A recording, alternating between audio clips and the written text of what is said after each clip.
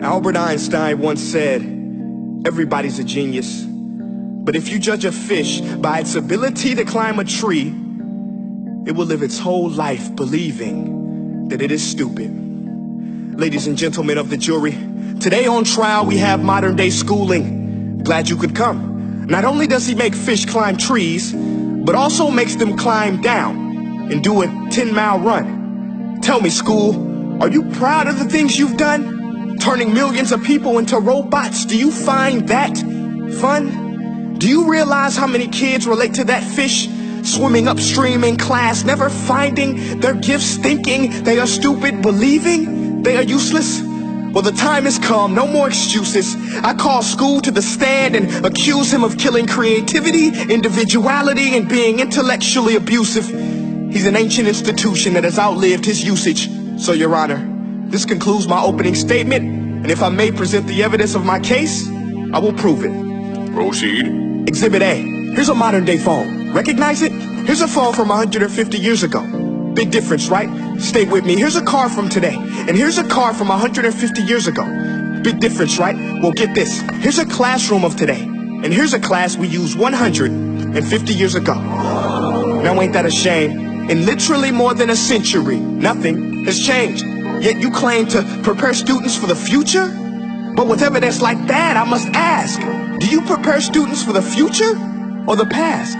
I did a background check on you and let the record show that you were made to train people to work in factories, which explains why you put students in straight rows, nice and neat, tell them sit still, raise your hand if you want to speak, give them a short break to eat, and for 8 hours a day, tell them what to think.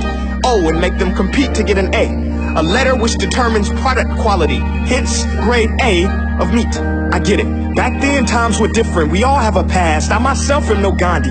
But today, we don't need to make robot zombies. The world has progressed. And now we need people who think creatively, innovatively, critically, independently, with the ability to connect. See, every scientist will tell you that no two brains are the same.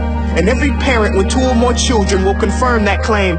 So please explain why you treat students like cookie cutter frames or snapback hats, giving them this one-size-fits-all crap. Watch your language. Sorry, Your Honor, but if a doctor prescribed the exact same medicine to all of his patients, the results will be tragic. So many people will get sick, yet when it comes to school, this is exactly what happens. This educational malpractice, where one teacher stands in front of 20 kids, each one having different strengths, different needs, different gifts, different dreams, and you teach the same thing the same way?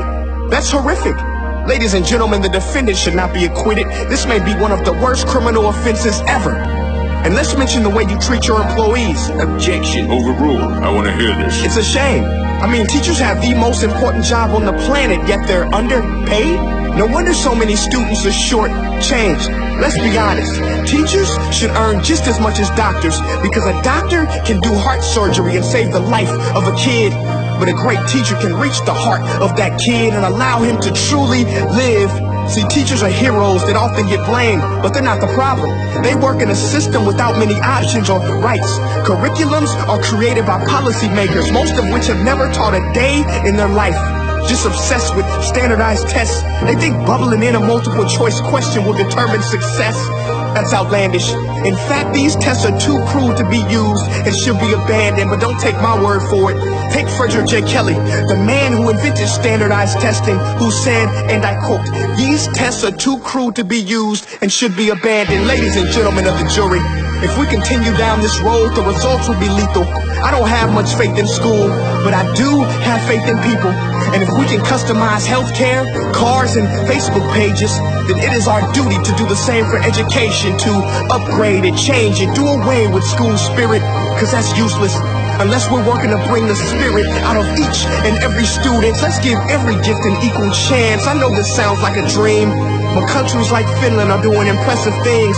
They have shorter school days, teachers make a decent wage, homework is non-existent, and they focus on collaboration instead of competition. But here's the kicker, boys and girls. Their educational system outperforms every other country in the world. Other places like Singapore are succeeding rapidly. Schools like Montessori, programs like Khan Academy, there is no single solution. But let's get moving, because while students may be 20% of our population, they are 100% of our future. So let's attend to their dreams and there's no telling what we can achieve. This is a world in which I believe, a world where fish are no longer forced to climb trees. I rest my case.